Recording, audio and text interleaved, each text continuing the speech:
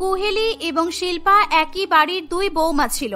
তারা দুজনেই দেখতে যেমন সুন্দরী তেমনি branded shampoo, conditioner, serum, spa কোনো কিছুই বাকি রাখত না। কুহেলি এবং শিল্পার মধ্যে কোনো বিষয়ে ঝগড়া বা রেষারেষি না থাকলেও চুল নিয়ে তাদের মধ্যে চুলোচুলি লেগেই থাকতো। আমি তো আজকে পার্লার থেকে চুল বেঁধেই বিয়ে বাড়িতে যাব। ওরাই আমার চুলটা সুন্দরভাবে বেঁধে দিতে পারবে। যাকে তাকে চুল ধরতে দিলে তারা তো হিংসায় আমার চুলটা ছিঁড়েও দিতে পারে। আমি তো চুল বাঁধবই না বাবা। আমার এত সুন্দর লম্বা ঘন চুল, সেটা সবাইকে না দেখাতে পারলে কি করে হবে? আমি ঠিক করেছি আমি বিয়ে বাড়িতে চুল খুলেই যাব। এই মেয়েটা আমার থেকে ছোট হয়ে সবসময় এত পাকা পাকা কথা কিভাবে বলে? আমার চুলের কাছে তো ওর চুল কিছুই না। আমি যদি চুল খুলে যাই তাহলে এর চুলের দিকে কেউ তাকাবেই না। কি গো দিদি ভাই, কোথায় হারিয়ে গেলে? তুমি ওকে চুল খুলে যাওয়ার প্ল্যান করছো? আজকেও আমার হেয়ার স্টাইলটা কপি করবে, তাই তো? না রে বাবা, চুল খুলে রাখার আমার কোনো ইচ্ছা নেই। তোর চুলের থেকে আমার চুলের গোছ অনেক বেশি। তুই তোর ওই পাতলা চুল খুলে রাখতে পারলেও আমি এত মোটা চুল খুলে বেশিক্ষণ থাকতে পারবো না। সেই তো, এত মোটা চুল বলেই তো আজকাল বাড়ির সারা জায়গায় তোমার চুল পড়ে থাকতে দেখা যায়। এরকমই পড়তে থাকলে মোটা চুল তো দূরের কথা, চুল থাকবে কিনা তাই সন্দেহ। কুহেলি আর কিছু না বলে রাগ করে সেখান থেকে চলে যায়। এ কথা ঠিক যে কুহেলির আজকাল একটু বেশি চুল পড়ছিল, কিন্তু কি কারণে কিংবা কেন সেটা সে কিছুতেই বুঝে উঠতে পারে না। কুহেলি সবসময় সব থেকে দামি শ্যাম্পু, কন্ডিশনার ইত্যাদি ব্যবহার করত। তাহলে তার সাথে এরকম কেন হচ্ছে, এসব বিষয়ে কুহেলি চিন্তা করতে শুরু করে। দেখতে দেখতে কিছুদিন কাটে। কুহেলির চিন্তা এবং চুল পড়া দুটোই বাড়তে থাকে। কুহেলি খুবই ভয় পেয়ে যায়, তাই বাড়ির কাউকে কিছু না জানিয়েই সে একাই ডাক্তারের কাছে চলে যায়। আমার এত চুল পড়ছে কেন ডাক্তার বাবু?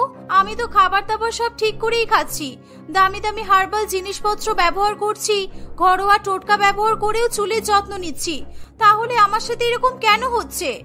সেটা তো এখন আমি এইভাবে বলতে পারবো না। আপনাকে কয়েকটা টেস্ট লিখে দিচ্ছি, এক্ষুনি সব কটা টেস্ট করিয়ে রিপোর্টগুলো নিয়ে আমার কাছে আসুন, তারপরে আমি আপনাকে বলছি। ডাক্তারের কথা মতো প্রেসক্রিপশন নিয়ে কুহেলি টেস্ট করতে চলে যায়। কিছুক্ষণ পরে সমস্ত টেস্টের রিপোর্ট নিয়ে আবার সে ডাক্তারের কাছে আসে। আমি রিপোর্ট দেখে যা বুঝতে পারছি তাতে আপনার অ্যালোপেসিয়া রোগ আছে। এই রোগটা হঠাৎ করেই কারোর হয়ে যায় না, এটা একটা জিনগত রোগ। নিশ্চয়ই আপনার পরিবারের কারোর এই রোগটা ছিল। এটা কি সেরে যাবে ডাক্তার বাবু? আমার আবার নতুন করে চুল গজাবে তো? কি কি করতে হবে? আপনি আমাকে যা বলবেন আমি তাই করব। ওষুধ তো আমি আপনাকে লিখে দিচ্ছি, কিন্তু অ্যালোপেসিয়ার তেমন কোনো চিকিৎসা নেই। একবার অ্যালোপেসিয়া শুরু হয়ে যাওয়া মানে আপনার মাথার চুল থেকে শুরু করে ভ্রু, চোখের পালকও আস্তে আস্তে পড়ে যাবে। ডাক্তার বাবুর কথা শুনে কুহেলির মাথায় আকাশ ভেঙে পড়ে। তার এত সাথে চুল আর থাকবে না ভেবেই সে খুবই দুঃখ পায়। তার এই ডাক্তারের সঙ্গে অ্যাপয়েন্টমেন্টের কথা কুহেলি কাউকেই জানতে দেয় না। আমাকে এবার ভালো দামি উইগের ব্যবস্থা করতে হবে, বাইরে থেকে কেউ দেখলে যাতে বুঝতে না পারে আমি উইগ পরেছি। শিল্পা যদি একবার জানতে পারে আমি ন্যাড়া হয়ে যাচ্ছি, তাহলে ও দিন রাত আমাকে নিয়ে মজা করবে, আর আমি ওকে জিততে দেবই বা কেন? ও যাই বলুক, যতই বলুক, আমি জানি ওর থেকে আমি বেশি সুন্দরী, আমার চুল ওর থেকে বেশি সুন্দর। এরকমই নানান রকমের কথা ভেবে কুহেলি বেশ কয়েকটা উইগ অর্ডার করে দেয়। দেখতে দেখতে কুহেলির মাথার সব চুল পড়ে গিয়ে সে একেবারে টাক মাথা হয়ে যায়। তারপর থেকে কুহেলি সারাদিন উইগ পরে থাকতো। শিল্পা কিংবা তার স্বামী কেউই তার টাক মাথার কথা জানতে পারে না। একদিন কুহেলি ঘুমিয়ে আছে এমন সময় শিল্পা তার ঘরে ঢুকে আসে। ভাগ্যিস আমি উইগ পরে ঘুমাই, না হলে আজকেই সব জানাজানি হয়ে যেত। আর শিল্পা যে এমন কেন আমি জানি না, কেউ কারোর ঘরে এভাবে না বলেই ঢোকে। এই শিল্পা, তুই এভাবে তাকিয়ে আছিস কেন? তোমার চুল দেখে তো আমি অবাক হয়ে যাচ্ছি দিদি ভাই। সারা রাত চুল খুলে ঘুমিয়েছো, তারপরেও এত সুন্দর সাইন করছে, কত স্মুথ দেখতে লাগছে। তুমি কি প্রোডাক্ট ইউজ করছো আমাকে একটু বলবে? আমি প্রমিস করছি আমি কাউকে বলবো না। কেন? আমার হেয়ার কেয়ার রুটিন আমি তোকে বলতে যাব কেন?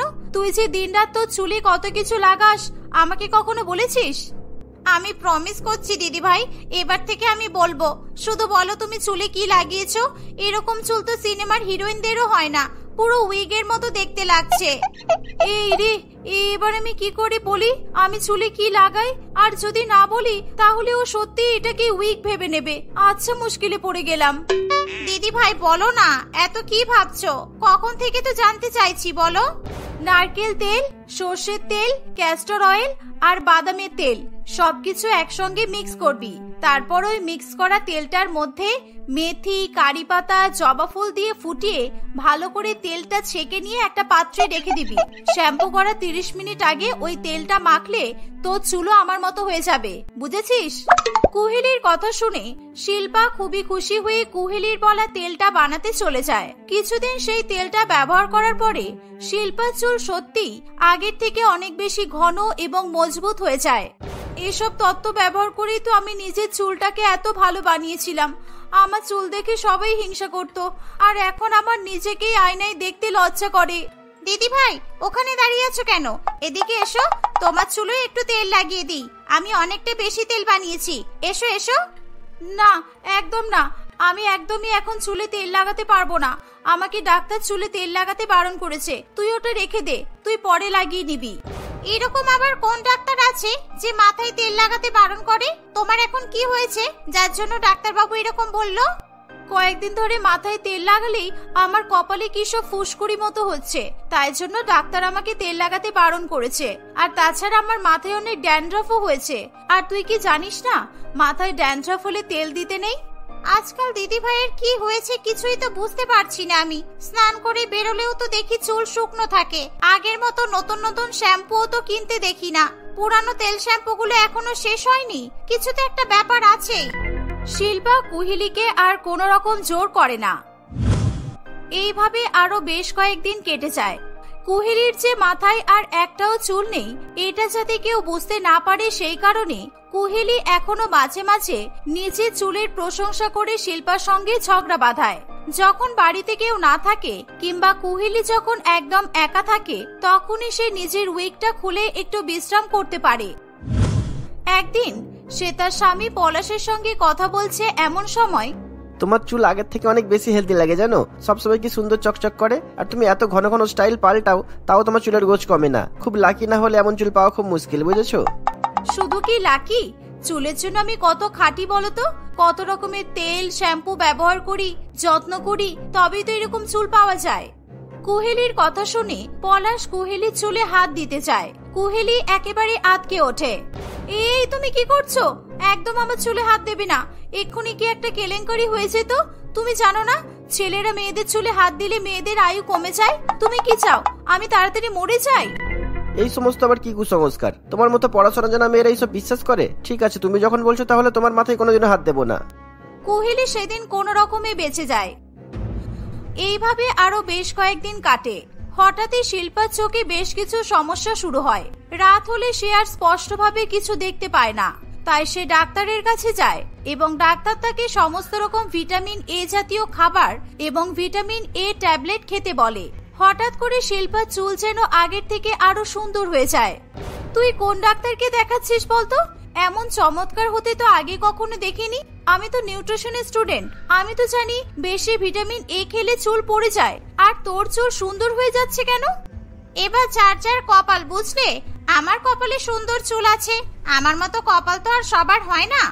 তুই কি বলতে চাইছিস যে আমার চুল খারাপ? আমার চুল সুন্দর নয়, তাই তো? কিন্তু তুই যে আমার বানানো তেলটা মেখেই নিজের সুন্দর চুলটা বানিয়েছিস, সেটা কি তুই অস্বীকার করতে পারবি? তোমার বানানো তেল মেখে যদি আমার চুল ভালো হওয়ারই হতো তাহলে তোমার কেন হলো না? তোমাকে তাহলে কেন উইগ পড়তে হচ্ছে দিদি ভাই? তোমার মাথায় আদৌ আর একটাও চুল আছে? শিল্পার কথা শুনে কুহেলি আকাশ থেকে পড়ে। শিল্পার এমন কথা শুনে পলাশও সেখানে চলে আসে। কোয়েলির মাথায় এত সুন্দর চুল দেখেও তোমার বিশ্বাস হচ্ছে না যে এগুলো নিজের চুল? তোমার কি দেখে মনে হলো যে উইগ পড়েছে?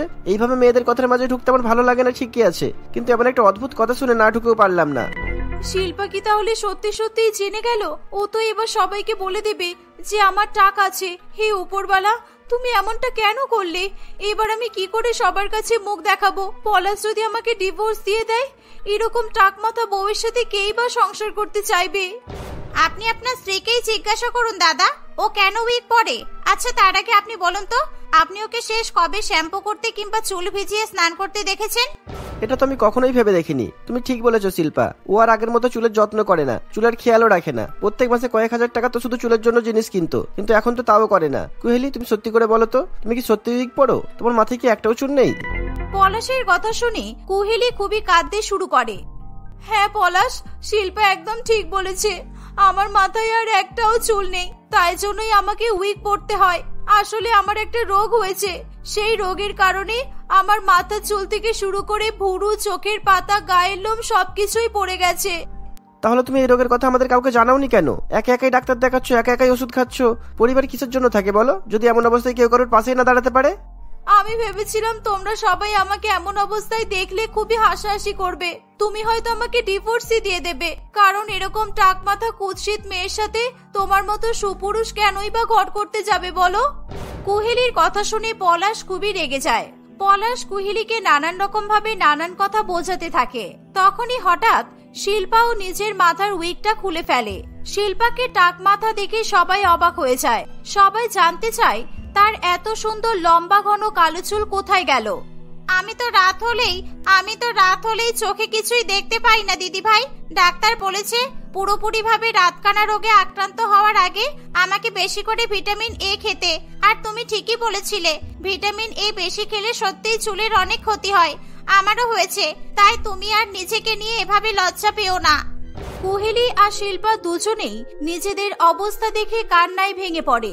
তারপর থেকে তারা দুজনে একে অপরের অনেক যত্ন করে আর সব সময় মিলেমিশে থাকে। তারা বুঝতে পারে মানুষের আসল সৌন্দর্য তার চুলে নয়, বরং তার মনে এবং ব্যবহারে থাকে। কিছু একটা ব্যবস্থা করো অনির্বাণ, আমরা এখনো ইয়ং, আমরা যেভাবেই হোক খেয়ে দিয়ে কাটিয়ে দেব। কিন্তু মায়ের তো বয়স হয়েছে, মায়ের হেলথি খাবার খাওয়া দরকার। এতগুলো দিন ধরে একবেলা খাবার খেয়ে খেয়ে মায়ের চেহারাটা কেমন হয়ে গেছে, কিছু একটা ব্যবস্থা করতেই হবে। আমি তো চেষ্টা করছি সেলিনা, তুমি তো দেখতে পাচ্ছ আমি কত জায়গায় কাজ খুঁজছি, কিন্তু আমার হোটেলের খারাপ রেপুটেশনের কারণে আমাকে কেউ কাজ দিতেই রাজি হচ্ছে না। কাল অবধি যারা আমাকে দেখলে সেলাম ঠুকতো, তারাও আমার পেছনে কথা বলে। তুমি তোমার মতো চেষ্টা করো, আমি আমার মতো চেষ্টা করি, দেখি কতদূর কি করতে পারি। প্রথম থেকেই সেলিনা এবং অনির্বাণের অবস্থা এরকম ছিল না। তারা অনেক সুখী দম্পতি ছিল। তাদের টাকা পয়সা, খাবার দাবারের কোনো অভাব ছিল না। সেলিনা বিদেশে বড় হওয়া এক ধনী পরিবারের মেয়ে ছিল। সে তার বাবা মায়ের সঙ্গে এদেশে ঘুরতে এসে একটি বিশাল হোটেলে কিছুদিন থাকে। সেই হোটেলের মালিক অনির্বাণকে তার খুব পছন্দ হয়। সে অনির্বাণকে তার মনের কথা বললে অনির্বাণ সেলিনার প্রস্তাবে রাজি হয়। অনির্বাণ তার মা নির্মলা দেবীকে এই ব্যাপারে জানালে প্রথমে নির্মলা দেবী আপত্তি করলেও পরে সেলিনা এবং অনির্বাণের বিয়েতে সে রাজি হয়ে যায়। সেলিনা অনেক ভালো রান্না করতে পারত। সে সারাক্ষণ বাড়িতে নানান রকমের বিদেশি খাবার রান্না করত। বাহ বৌমা, এই খাবারটা তো দারুণ। আমি এত সুন্দর খাবার কোনোদিনই খাইনি। এই খাবারটা দেশি খাবার নাকি বিদেশি তা বোঝার একদম উপায় নেই, তার উপর এত ভালো খেতে। এটা কি গো বৌমা, তুমি আমাকে বানানো শিখিয়ে দেবে? অফকোর্স, কেন শিখিয়ে দেব না। আমি যা যা বিদেশি খাবার পারি আমি সব আপনাকে শিখিয়ে দেব। আর এই খাবারটাকে কেজিরি বলে।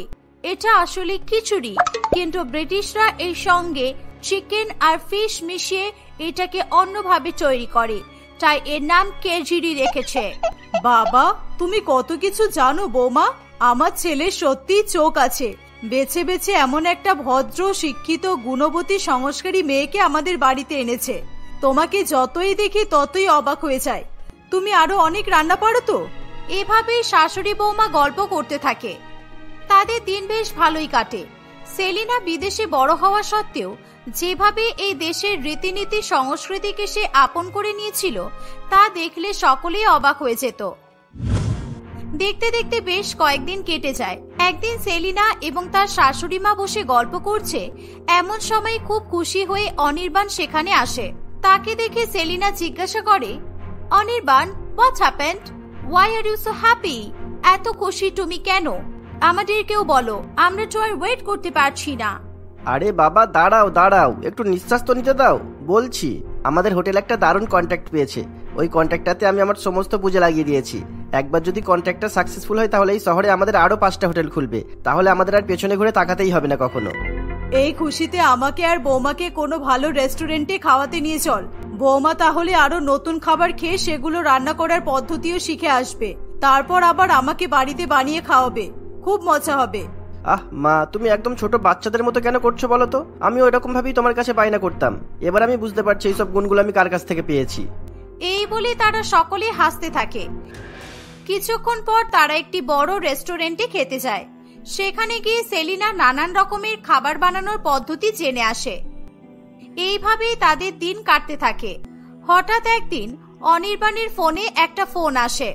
অনির্বাণ জানতে পারে যে যেই কোম্পানির সঙ্গে ডিল করে সে তার সমস্ত পুঁজি লাগিয়ে দিয়েছিল তারা আসলে ফ্রড। তারা এমন ভাবেই আরো বেশ কয়েকটি হোটেলের মালিককে ঠকিয়ে কোটি কোটি টাকা নিয়ে দেশ ছেড়ে পালিয়েছে। এই ঘটনার পর অনির্বাণ এবং তার পরিবারের অবস্থার অবনতি ঘটে। অনির্বাণ সারাদিন কাজ খুঁজতে থাকে আর সেলিনা তার শাশুড়ি মায়ের খেয়াল রাখে এবং সংসার সামলায়। একদিন বিকেলে, আমাদের মনে হয় এই বাড়িটা এবার ছেড়ে দিতে হবে সেলিনা। হোটেলের সমস্ত ওয়ার্কারদের মাইনে বাকি, আর ব্যাংক থেকে যে লোনটা নিয়েছি ওটাও চোকাতে হবে। বাড়িটা বেচে দেওয়া ছাড়া আর কোনো উপায় নেই। আমি ছোটবেলায় অনেক দারিদ্রতা দেখেছি, কিন্তু তুমি তো দেখোনি। তুমি অত ভালোভাবে কত আয়াস আরামে বড় হয়েছো, তাই আমি চাই তুমি তোমার দেশে ফিরে যাও। এখানে থেকে তোমাকে এত কষ্ট করতে হবে না। এসব তুমি কি বলছো? তুমি জানো না আমি আমার পরিবার ছাড়া কত বেশি লাভ করি, আর আমি তোমাদের একা ফেলে চলে যাব? সেটা কখনোই হবে না। আর আমি চলে গেলে মায়ের খেয়াল কে রাখবে? তুমি কাজ খুঁজতে থাকবে আর আমি বাকি সব সামনে নেব। এভাবেই আরো কয়েকদিন কাটে। সেলিনা এবং অনির্বাণ একটি ভাড়া বাড়িতে গিয়ে ওঠে। সেখানে একটি মাত্রই ঘর ছিল। সেখানে এসেও সেলিনার মুখ থেকে হাসি যায়নি। সে সবসময় মুখে হাসি নিয়েই থাকতো, আর ঘরে যা যা জিনিস থাকে তাই দিয়ে সে নানান রকমের খাবার বানিয়ে তার শাশুড়ি মা এবং স্বামীকে খাওয়াতো এবং নিজে মিথ্যা কথা বলে দিনের পর দিন শুকনো রুটি এবং জল খেয়েই থাকতো।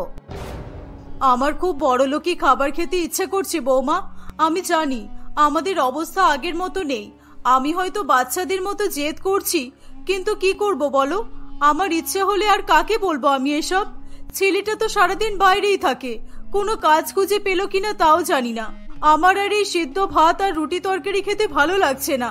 তুমি আগে কত কিছু রান্না করতে, ওসব ভেবেই আমার জিভে জল চলে আসে। আপনি আমার কাছে লজ্জা করবেন না মা। আপনার যা যা ভালো লাগে আপনি আমাকে বলবেন।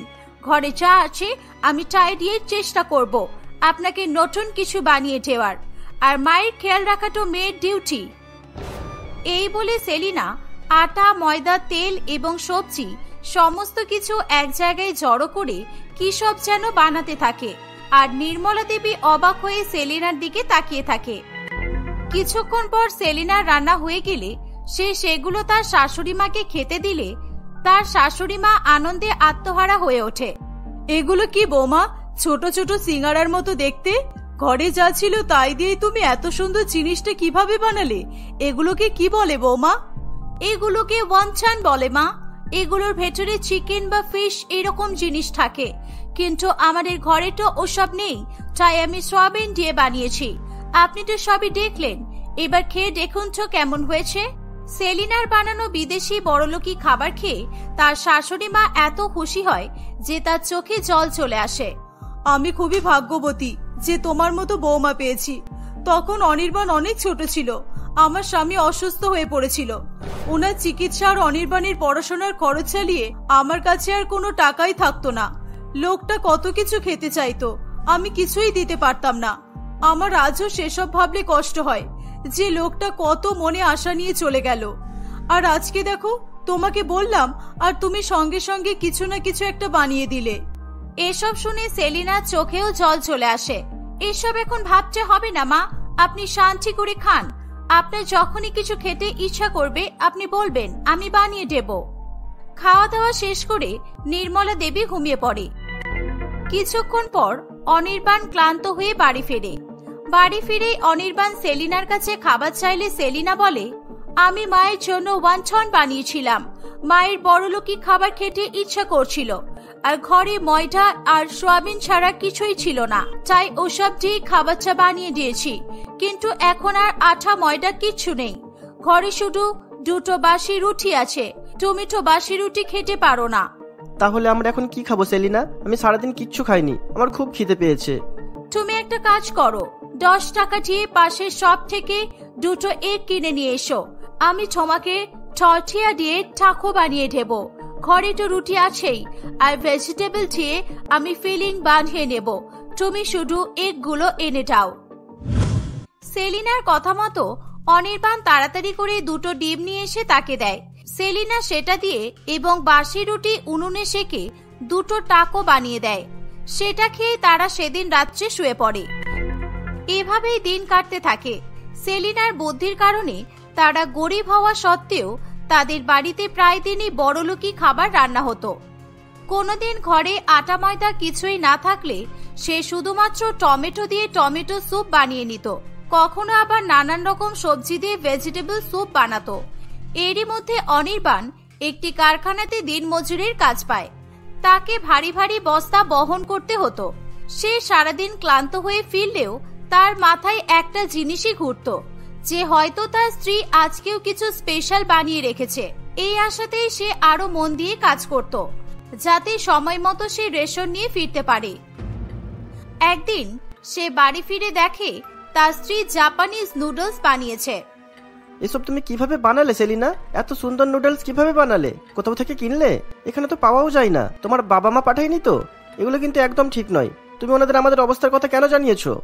তুই একের পর এক প্রশ্ন করলে বৌমা কিভাবে উত্তর দেবে? আগে শুনে নে কিভাবে এত কিছু করলো। আমি সব দেখেছি বসে বসে। এত গুণী বৌমা আমার, কি আর বলবো। এসব শুনে অনির্বাণ আবার সেলিনাকে জিজ্ঞাসা করে।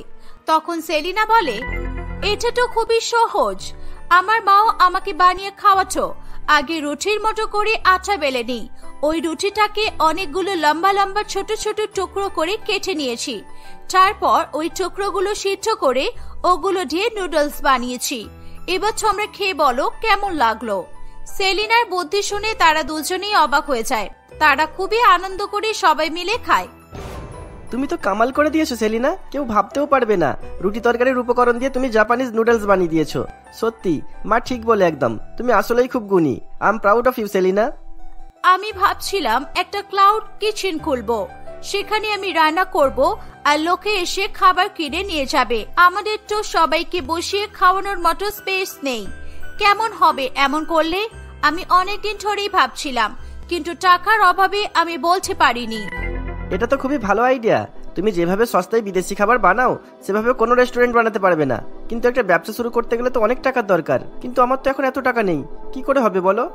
টাকা নিয়ে তুমি চিন্তা করো না, আমি ড্যাডিকে বলবো আমাকে কিছু টাকা পাঠিয়ে দিতে। আমি সেটা দিয়েই শুরু করব। পরে ব্যবসায় লাভ হয়ে গেলে আমি বাবাকে টাকা রিটার্ন করে দেব। কেন তুমি বাবার থেকে টাকা চাইবে কেন? আমরা থাকতে ওনার থেকে নেব কেন? তাহলে কি আমাদের সম্মান থাকবে? তুমি কি চাও তোমার শ্বশুর বাড়ির মান সম্মান নষ্ট হোক? কিন্তু মা, তাহলে এতগুলো টাকা আমরা কোথা থেকে পাবো? কোনো কিন্তু নয়, আমি এখনো বেঁচে আছি। তুমি আমার ইচ্ছা কখনো অপূর্ণ করনি।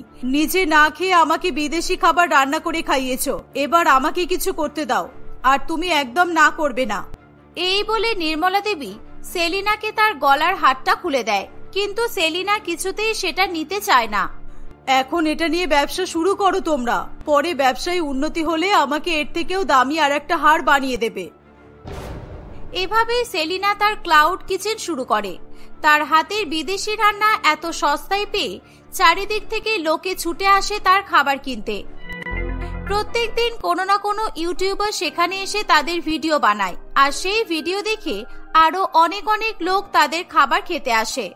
বিদেশি বৌমার হাতে রান্না খেতে হাজার হাজার লোক ভিড় করে। দেখতে দেখতে তাদের ব্যবসায় এত উন্নতি হয় যে তারা কয়েকদিনের মধ্যে অনেক ধনী হয়ে যায়। তারা তাদের পুরানো বাড়িঘর সব ফিরে পায়। সেলিনা তার নিজের রেস্টুরেন্টও খোলে। দেখবেন মা, এবার আস্তে আস্তে সব ঠিক হয়ে যাবে, আর আমাদের কোনো রকমের অভাব থাকবে না। আমরা সবাই মিলে সামলে নেব। কয়েকদিন পরেই অনির্বাণের ব্যবসার টাকা নিয়ে যেই লোক বিদেশে চলে গিয়েছিল সেও ধরা পড়ে, এবং অনির্বাণও তার হারানো সম্মান এবং প্রতিপত্তি ফেরত পায়। এখন তাদের হোটেল এবং রেস্টুরেন্ট একসঙ্গে রমরমিয়ে চলছে। তাদের সত্যিই আর পেছনে ফিরে তাকাতে হয় না। এভাবেই তারা হাসি খুশি জীবন অতিবাহিত করতে থাকে।